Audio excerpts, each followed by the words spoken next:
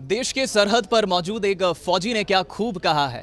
मैं दुश्मनों को अपनी गोली के निशाने पर लिए बैठा हूँ, मैं अपनी जिंदगानी को मौत के मुहाने पर लिए बैठा हूँ।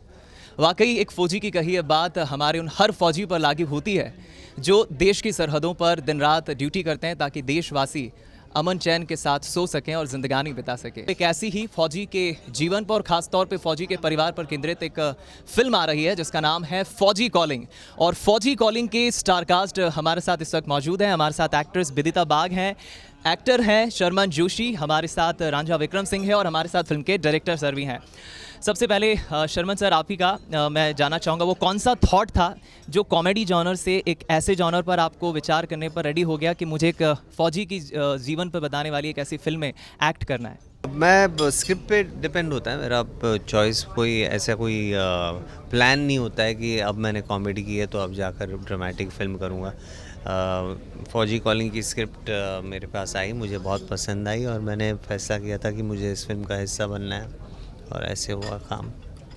And we have dynamic personality. आप इनकी बॉडी देखिए, पूरे फिट नज़र आते हैं। रांझा विक्रम सिंह, सबसे पहले तो सर आपसे यही जानना चाहेंगे राज क्या है इतनी फिट बॉडी का? रेगुलर जिमिंग, मैं एक ट्रेन बॉक्सर भी हूँ। 1.5 साल न्यूजीलैंड से ट्रेनिंग ली मैंने, प्रोफेशनल बॉक्सिंग। और मैं चाहूँगा हमारे व्यूवर्स को एक सजेस्ट दीजिए कि अगर वो ऐसी बॉडी बनाना चाहते तो व्हाट कुछ भी बॉडी को यूज़ कर, वर्कआउट अच्छे से करिए, जिम में करो या पार्क में रनिंग करो, स्ट्रेचेस। वर्कआउट ज़रूरी है बॉडी में, हर मसल को लूज़ करना और साथ में उसको फिर गेन करना अलग लेवल से। डाइट कंट्रोल, नो अल्कोहल, जितना हो सके अवॉइड करिए। कभी कभी हम पी लेते थे, अब छोड़ दिए हम। सो एनीवे, हमारे साथ फिल्म के राइटर भी हैं आर्यन जी। सर कहाँ से थॉट आया कि ऐसी मूवी पे मुझे एक थॉट बनाना है और ऐसी फिल्म लिखना है, और शर्मन सर ने जिस तरह से कास्ट किया है वो क्या थॉट था? जैसा कि मैंने बताया, ये फिल्म उरी अटैक के बाद मेरे जहन में आई थी। जब उरी अटैक की जो न्यूज़ चल रही थी, फैमिलीज उनकी रो रही थी टीवी न्यूज़ पे, वहाँ से उनका दर्द देख देख के मैं तकलीफ़ में हो गया था। और मैंने देखा कुछ दिन बाद न्यूज़ मूव ऑन कर गई थी, लोग अपनी अपनी लाइफ में मूव ऑन कर गए थे, बट मैं ये सोचता रह गया कि क्या उसकी माँ मूव ऑन कर पाई होगी जिसने उसको जन्म दिया, या उसकी बीवी जिसने उसके साथ शादी की थी, या उसके फादर जिन्होंने इतनी मेहनत से कमाई करके बेटे को फौजी भर्ती किया था, या उसका बच्ची जो उसकी बच्ची है वो मूव ऑन कर पाई होगी। तो ये सारे सवाल थे जो मुझे तकलीफ़ देते रहे। फाइनली मैंने पेन लिया, फिल्म को लिख दिया, और उसके बाद जब फिल्म को लिख देने के बाद सबसे अच्छा जो काम, सबसे इम्पोर्टेंट काम होता है वो एक करेक्ट कास्टिंग। तो मुझे एक ऐसा एक्टर चाहिए था जो मेरी मेहनत को कम कर दे, और उस किरदार के लिए मुझे शर्मन जोशी जहन में आए। लोग कॉमिक के लिए जानते होंगे, लेकिन मैं तो इसलिए जानता हूँ कि वो एक्टर बहुत बेहतरीन है, उनको जो रोल देंगे वो बहुत अच्छा करेंगे। तो जब शर्मन जी से मिला मैं और मैंने नरेशन दिया, तो ईश्वर की कृपा रही। आई एम फॉर्चुनेट कि उन्होंने मतलब हाँ बोल दिया 15-20 मिनट में ही।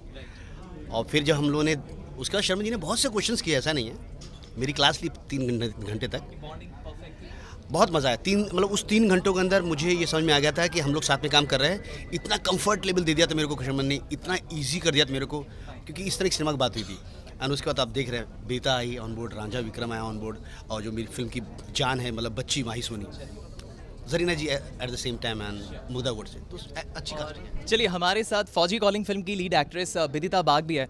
विदिता, कभी सोचा था आपने बंगाल से निकलकर मुंबई की जर्नी, मॉडलिंग से करियर की शुरुआत, नवाजुद्दीन सिद्दीकी और शर्मन जोशी एक्टर के साथ अब आप काम कर चुकी है, अब तक की इस जर्नी में आपका कैसा एक्सपीरियंस रहा और इस फिल्म की शूटिंग में शर्मन के साथ काम करना कैसा रहा?